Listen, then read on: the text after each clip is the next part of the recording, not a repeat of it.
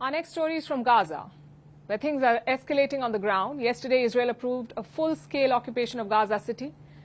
It called up tens of thousands of reservists to take part in the military operation, and today the Israeli Defense Force is on the ground pushing ahead with a plan.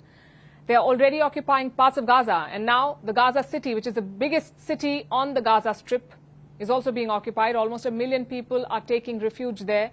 The question is, where will they go? Our next report tells you. It began with the sound of explosions. Gaza City lit up overnight under Israeli bombardment.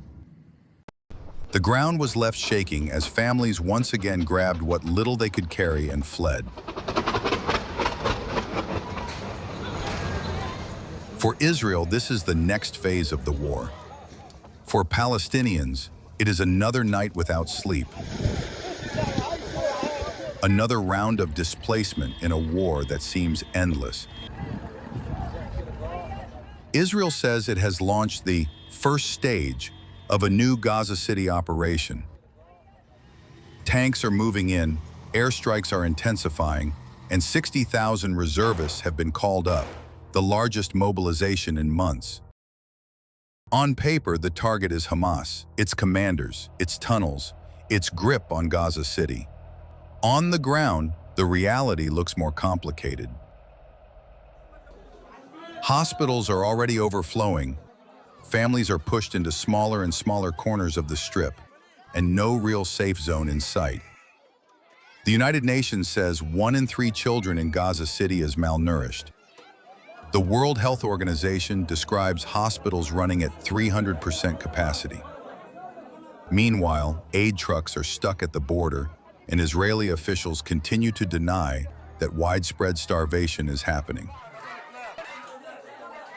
In Gaza, residents describe the impossible choice between staying in their homes under bombardment or moving south into overcrowded, unsafe camps.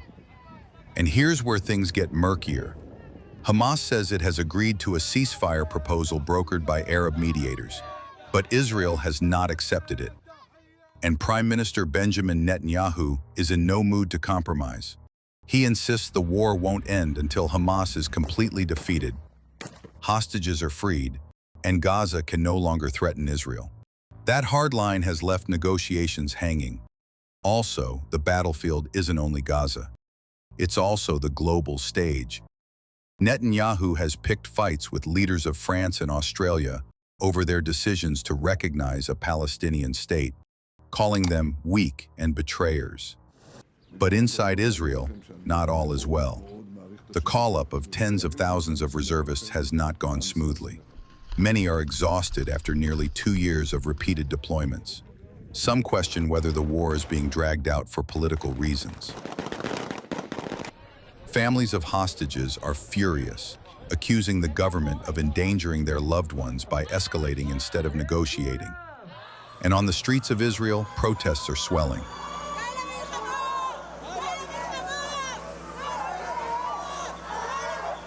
From ultra-Orthodox Jews blocking highways to secular Israelis demanding a truce.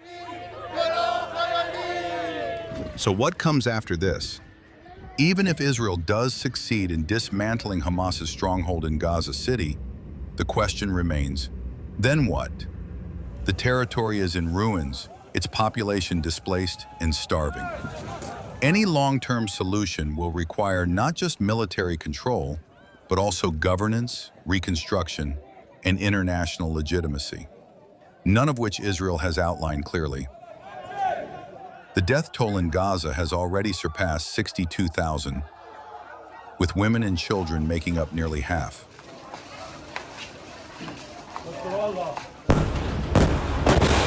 Every new strike deepens the humanitarian catastrophe. Every diplomatic spat widens the gap between Israel and its Western allies. And every delay in ceasefire talks makes the return of the remaining hostages less likely. In the short term, Gaza City is bracing for the full weight of Israel's war machine. In the long term, the takeover could redefine not just the future of Gaza, but also Israel's place in the world.